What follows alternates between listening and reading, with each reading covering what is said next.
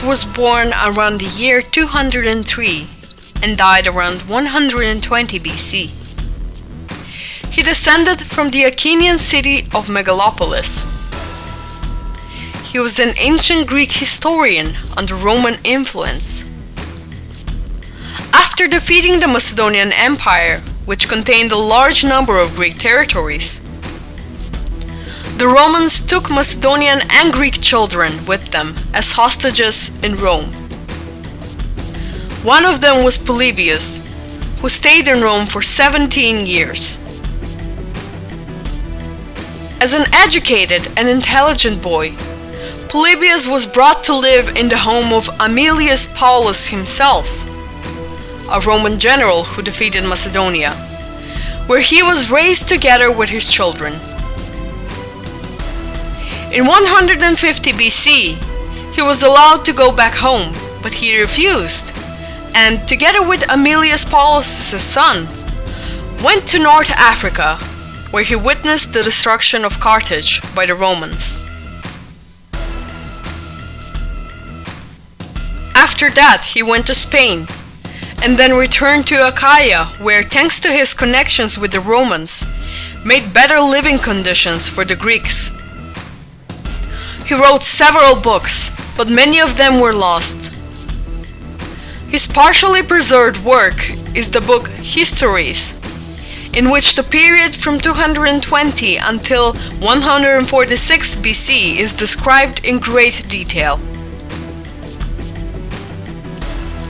Further on, we will see extracts from this work only covering the subject we're focusing on. It is well known that in the 3rd century BC, an Achaean League was formed. It was an alliance between the cities from the present-day Greece's territories, especially Peloponnesus. In that time, Greek territories were occupied by the Macedonians.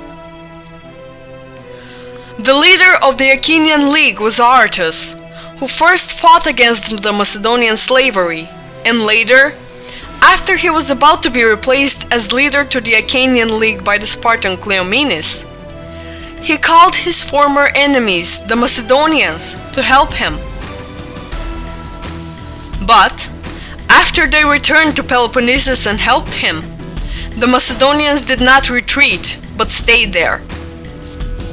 This is why Aretas was criticized by a significant part of the Greek public. These events are described by Polybius. For the early activities of Aretas against the Macedonians when he was fighting to push off Peloponnesus, Polybius writes, "He continued to govern the Archean nation, all his schemes and action being directed to one object, the expulsion of the Macedonians from the Peloponnesus, the suppression of the tyrants, and the re-establishment on a sure basis of the ancient freedom of every state." Of course, when he says every state, Polybius means the Greek cities which were mainly occupied by the Macedonians. This extract clearly separates the Achaeans and the Macedonians as two separate nations, meaning ethnically. About the ambitions Cleomenes of Sparta had for leading the Achaean League to liberate the Greeks from the Macedonian slavery, Polybius writes, "Cleomenes' personal ambition and far-reaching projects, though for the present he aimed only at supremacy in the Peloponnese, would on his attaining this at once develop into a claim to be overlord of all Hellas, a thing impossible without his first putting an end to the dominion of Macedon." This too is so clearly written that no further explanations are needed. The Spartan Cleomenes wanted to take over the leadership of the Achaean League so he can rule Peloponnesus and then with all Hellas. But this was impossible because those territories were under Macedonian slavery. Meaning, he would first have to free the Greeks from the Macedonian slavery, and then rule all Hellas. It is clear that Polybius under all Hellas did not consider Macedonia at all. On the contrary, it is clearly said that in order to rule all Hellas, he would first have to free them from Macedonia. Further on, Polybius, in order to explain some conditions of the later period, he returns to Macedonia's older history, mentioning Philip II and Alexander the Great of Macedon. Here too he clearly separates the Macedonians from the Greeks.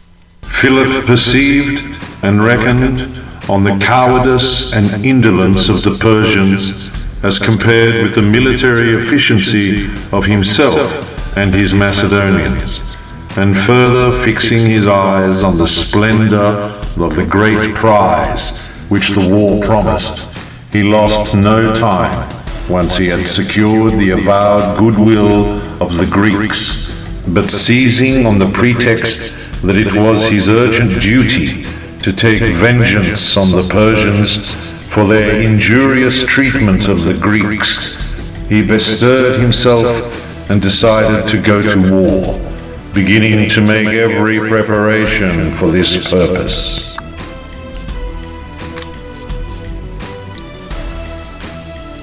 We can see that here too Polybius mentioned the Macedonians and the Greeks as two separate nations. Polybius writes about the war contract Philip V of Macedon made with Hannibal of Carthage, which allied them against the dangers of the Romans.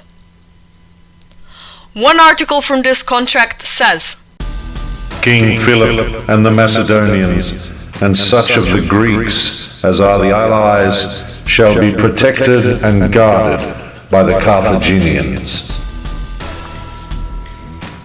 There is no doubt that the Macedonians are treated as a nation separate to the Greeks in here as well. It is known that at the time, not all Greeks were under Macedonian slavery, but a large number were. The article in this contract clearly mentions the Macedonians and the Greeks, who were their armies, etc., and who were under their reign.